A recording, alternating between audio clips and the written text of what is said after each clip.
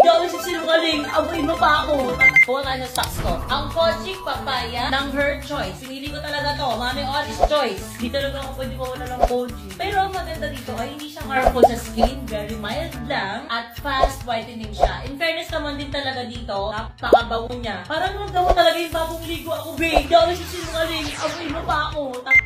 Ulitin ko, intense whitening soap yan. Ang dami kasi mga ganito sa market na mahal na. Effective din naman din sa iba, pero ito, natutuwa ka na yung jowa. Sobrang mabula siya. At in fairness naman din talaga sa kanya, pakinamdam mo, moisturize yung balat mo, hindi siya makapit sa kilikili, hindi ka tulad ng iba na sa mga singit-singit, sa mga maninipis na parte ng balat natin, mga singit, hindi siya mahapti. Matagal na uso ang Kojic Papaya, pero depende rin sa brand. May nakita akong influencer na nag-revineto siya at nabudol ako. Nakita niyo ang dami kong stocks kasi ang dami ko na rin nagawin. Alam niyo naman si Kami Ori, may pagka-order.